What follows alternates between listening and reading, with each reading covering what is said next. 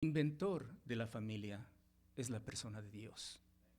Y Él es el que mejor sabe cómo debe funcionar la familia. Él es el que conoce qué es lo que está fallando en algunas familias para que no estén funcionando bien. Si tenemos que consultar a alguien en cuanto a cómo debe funcionar mejor una familia, no debería ser a las personas ilustradas de este mundo. No debería ser a los escritores que toman el tema de la familia alejados totalmente de lo que Dios dice en su palabra. Debería ser a la persona de Dios. Y la persona de Dios nos habla a través de su palabra.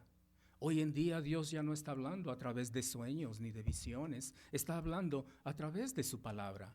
Y en su palabra Dios nos ha dejado perfectamente definido cómo debe funcionar la familia. El Señor Jesucristo, en el pasaje que acabamos de leer en Mateo, habla de básicamente lo que vendría a ser el fundamento para que una familia funcione bien.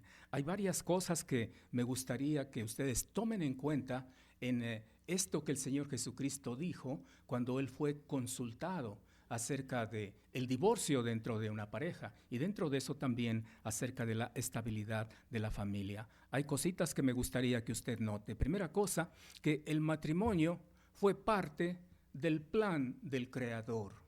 Dios es el Creador y dentro de las cosas que Él creó, creó también al matrimonio. Por eso es que decíamos que el matrimonio es una institución creada por Dios. Él es el creador. Allí en el versículo 4 leímos: ¿no habéis leído que el que los hizo al principio, varón y hembra, los hizo? Interesante, ¿no? Entre paréntesis, noten que estas son palabras del Señor Jesús. Y es el Señor Jesús quien habla que al principio fue Dios quien hizo varón y hembra. Esto totalmente desdice la famosa teoría de la evolución, según la cual el hombre evolucionó de especies inferiores hasta llegar a ser lo que es en la actualidad. No, el Creador nos da aquí un poderoso testimonio de cómo llegó a ser el varón y la mujer. Fueron hechos al principio por Dios, la creación. Entonces, el matrimonio fue parte del plan del Creador. Dios fue quien lo hizo. Y esto aparece también allí en esa cita que aparece en la pantalla en Génesis capítulo 1, versículo 27. Ahora, si Dios es el creador de la familia, entonces aquellos que hemos sido creados por Él, necesitamos de alguna forma estar relacionándonos con nuestro Creador. Y dentro de eso, pues, hay varias cosas que resultan al reconocer la naturaleza creativa de Dios. En primer lugar, es necesario reconocer que por ser una creación de Dios, nuestra función, nuestro deber es obedecer a nuestro Creador. Necesitamos obedecer a nuestro Creador porque no procedemos de la nada, no procedemos de un tiempo extremadamente largo de procesos evolutivos. Procedemos de alguien que nos creó y nuestra responsabilidad es obedecer a nuestro Creador. Pero no solo eso, también tenemos que reconocer que somos moralmente responsables de nuestros actos. Dios como persona es un Dios moral. Y si nos creó y si fuimos creados a imagen y semejanza de Él, nosotros también debemos ser moralmente responsables ante Él. Esto es maravilloso, que Dios nos ha dado la oportunidad de escoger entre el bien y el mal. Y Dios, como un ser creador, quien nos creó, es un ser moral. Y nosotros necesitamos también moralmente ser responsables ante Él de nuestros actos, por el hecho de que somos creados por Dios. Eso, en otras palabras, denota que necesitamos rendir cuentas al Creador. Esto de rendir cuentas a veces no nos cae bien, pero es necesario para que funcionemos bien. Creo que todos nosotros trabajamos mejor cuando estamos conscientes de que tenemos que rendir cuentas a alguien.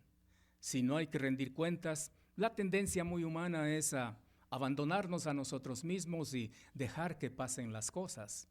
Pero cuando sabemos que tenemos que rendir cuentas a alguien, entonces la situación es diferente. Y saber que tenemos que rendir cuentas a Dios, no debemos tomarlo como algo que atenta contra nuestra libertad, sino más bien como algo que ayuda a que cumplamos con la voluntad de Dios, reconociendo que lo que Él quiere siempre va a ser bueno. La palabra de Dios dice que la voluntad de Dios es buena, es agradable y es perfecta. Si yo me someto a la voluntad de Dios, ciertamente que voy a lograr aquellas cosas que son buenas, aquellas cosas que son agradables, aquellas cosas que son perfectas. Así que no debemos en ningún momento sentirnos como presionados o como incómodos por el hecho de que tenemos que rendir cuentas al Creador. Esto es importante, no solo de rendir cuentas ante Dios, sino también de rendir cuentas ante otras personas. En mi vida personal, por ejemplo, a mí me gusta mucho cuando yo sé que tengo que rendir cuentas de cómo está mi vida a personas que son maduras espiritualmente y yo las respeto en el plano espiritual. Y yo rindo cuentas a ellos y ellos tienen la libertad de cuestionarme cómo estoy en mi ministerio, cómo estoy en mi familia, cómo estoy en mi vida personal, cómo están mis pensamientos. Si de pronto estoy divagando en tantas cosas con las cuales este mundo nos deslumbra. Yo he dado libertad a personas que me tomen cuentas porque me gusta rendir cuentas, porque de esa manera me siento como más identificado con que debo hacer las cosas bien. Y no es extraño entonces que si Dios es nuestro creador, si Él nos creó con un propósito, nosotros debemos estar dispuestos a rendir cuentas a nuestro creador. También es necesario, en segundo lugar, reconocer que Dios creó a un hombre y a una mujer. Lo dice claramente, ¿no? Al principio los hizo varón y hembra. Varón y hembra. Esto significa que el matrimonio, de acuerdo al modelo divino, es un matrimonio heterosexual. Y además de heterosexual, es un matrimonio monogámico. Dios creó a un hombre para una mujer para un hombre. Si el plan de Dios hubiera sido que un hombre tenga más de una mujer, Dios no hubiera creado solamente a Eva, hubiera creado a otras mujeres también.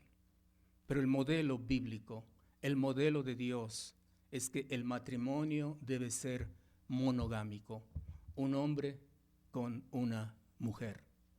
Cuando yo hablo de esto, casi siempre el cuestionamiento que me hacen es, si es así, entonces, ¿por qué es que Abraham tuvo más de una mujer? ¿Por qué es que Isaac tuvo más de una mujer? ¿Por qué es que David tuvo más de una mujer? ¿Por qué es que Salomón tenía como 1000 mujeres más o menos? Pero todas esas cosas no están dadas en la Biblia como ejemplo a seguir, sino están dadas en la Biblia como ejemplo a evitar. Porque ustedes, estoy seguro que están conscientes de la cantidad de problemas que tuvieron los patriarcas y varios personajes bíblicos, quienes violando el principio de Dios, tomaron más de una mujer. Solamente mire un poquito de cerca lo que sucedió con el famoso rey Salomón, un hombre que en su juventud era todo un dechado de sabiduría. Sin embargo, en su vejez terminó muy mal. Y la razón por la cual terminó mal era simplemente porque las muchas mujeres que él adquirió arrastraron su corazón lejos de Dios.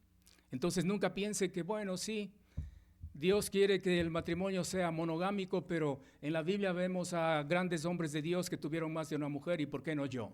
No, esos ejemplos no están dados para imitar, son ejemplos que aparecen allí para evitar, porque el plan de Dios, lo que Dios quiere es que los matrimonios sean monogámicos, un hombre para una mujer. Pero además de que el matrimonio debe ser monogámico según el plan de Dios, el matrimonio debe ser heterosexual. En épocas pasadas no había que insistir mucho en esto, porque todo el mundo asumía que así debe ser. Naturalmente el hombre tiende a eso, la humanidad tiende a eso, pero a medida que va transcurriendo el tiempo, eso se va diluyendo. Y ahora es muy común ver matrimonios entre personas del mismo sexo, el matrimonio igualitario. Y no estamos en contra de los homosexuales. Como hijos de Dios, como creyentes que somos, no estamos en contra de los homosexuales, porque no podemos estar en contra de los pecadores, porque Dios ama a los pecadores y dentro de eso a los homosexuales también. Pero sí estamos en contra de la homosexualidad, sí estamos en contra del pecado. No estamos en contra de los homosexuales, pero estamos en contra de la homosexualidad. ¿Por qué? Porque en la palabra de Dios vemos con absoluta claridad que Dios creó a un hombre y a una mujer. Y el matrimonio es heterosexual entre un hombre y una mujer. El homosexual necesita reconocer eso y necesita reconocer que la voluntad de Dios es que un hombre se una en matrimonio con una mujer. El matrimonio es monogámico, el matrimonio es heterosexual también. Pero otra cosa que también podemos notar dentro del plan de Dios para los matrimonios y por ende también para las familias es que hombres y mujeres son iguales, pero diferentes. Tal vez usted dirá, pero un momentito, usted está contradiciéndose allí, porque no pueden ser iguales y diferentes al mismo tiempo. Pero permítame aclararlo de esta manera. Cuando yo digo iguales, estoy refiriéndome a que hombre y mujer son iguales en esencia. Vamos a ver ese texto que aparece allí en la pantalla. Se encuentra en el libro de Gálatas, capítulo 3, allí en el versículo 28. Dice la palabra de Dios en Gálatas 3, 28. Ya no hay judío ni griego, no hay esclavo ni libre, no hay varón ni mujer, porque todos vosotros sois uno en Cristo Jesús. Ya no hay diferencia, dice. En Cristo Jesús somos uno. No hay diferencia por trasfondo étnico, no hay diferencia por esclavo o libre, no hay diferencia hombre-mujer, somos uno. En ese sentido, hombre y mujer somos iguales. En esencia, nuestra naturaleza es la misma. ¿Por qué es que es necesario mencionar esto? Pues porque a veces veo una tendencia de que los hombres ven a las mujeres como algo que es un ser inferior a ellos. Y de ninguna manera es así. Bíblicamente hablando, tanto varón como mujer son iguales en esencia. No hay diferencia. Usted no puede ver por debajo del hombro a su esposa pensando que ella es menos. En épocas pasadas esto causó tremendos problemas. Y no fue sino cuando el cristianismo toma fuerza, cuando la mujer en realidad recupera algo que la sociedad lo había privado, al considerarla como que era inferior. De ninguna manera.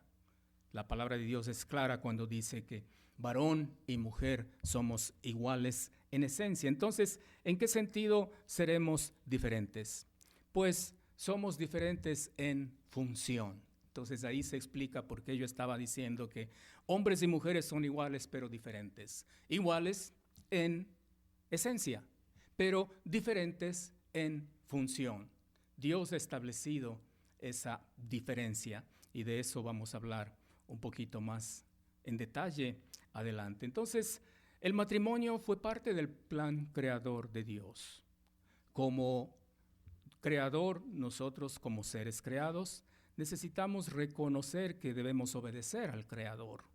Necesitamos reconocer que somos moralmente responsables de nuestros actos delante del Creador y reconocer que debemos rendir cuentas al Creador. Dios creó hombre y mujer.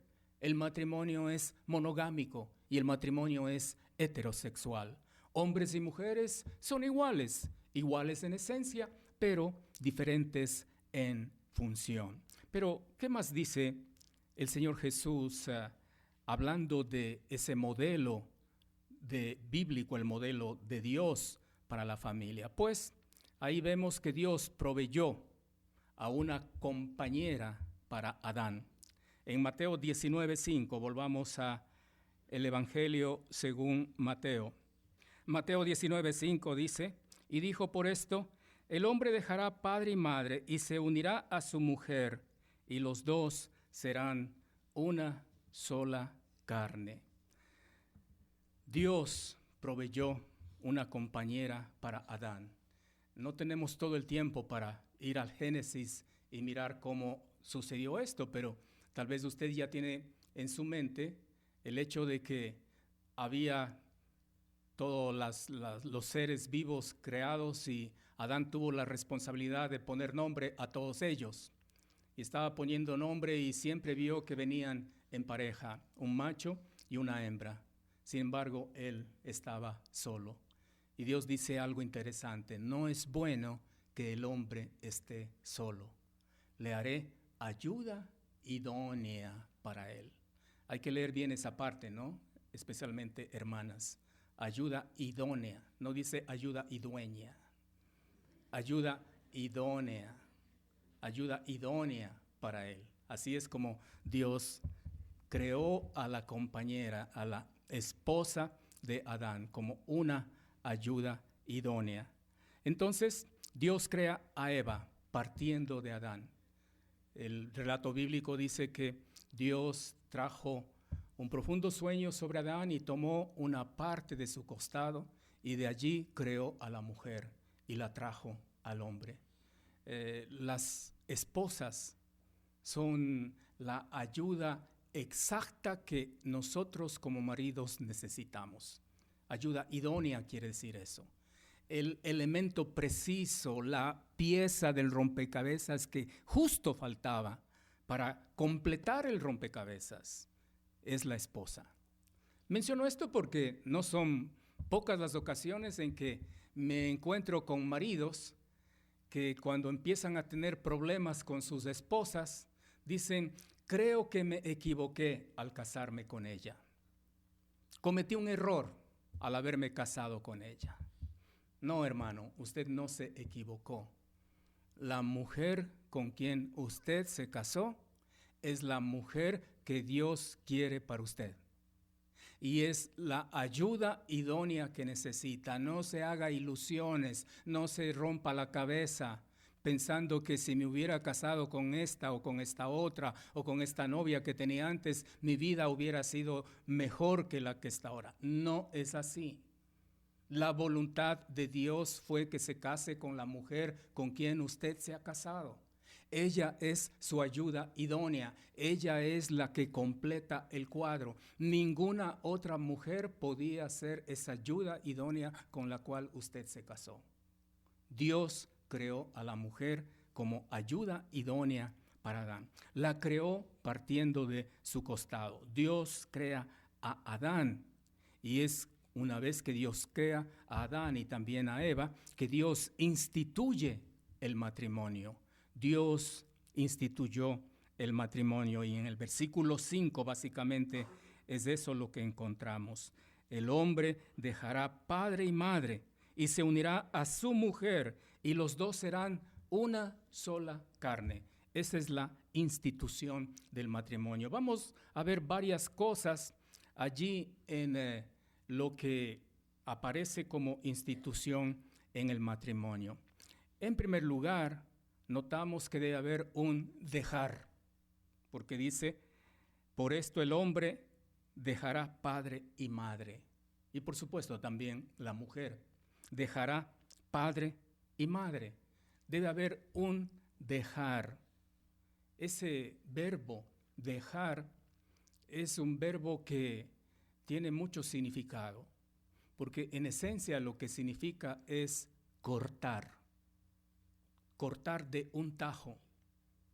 Tal vez la imagen que debe venir a nuestra mente cuando leemos dejará padre y madre es lo que hace el médico cuando nace un bebé. Todo bebé nace unido a la placenta de su madre por el cordón umbilical. ¿Y qué es lo que hace el médico una vez que el bebé ya ha nacido? Corta el cordón umbilical para separar al niño de la placenta de su madre. Ese corte es el verbo que aparece aquí cuando habla dejará padre y madre.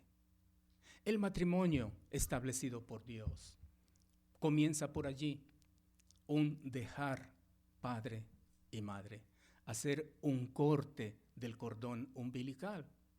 Porque mis queridos hermanos, cuando no respetamos esta parte del modelo del matrimonio, estamos abriendo la puerta para una cantidad de problemas dentro del matrimonio. Porque el momento que un hombre y una mujer se casan, se crea una nueva entidad que debe funcionar de una forma totalmente autónoma en relación con lo que era antes papá y mamá.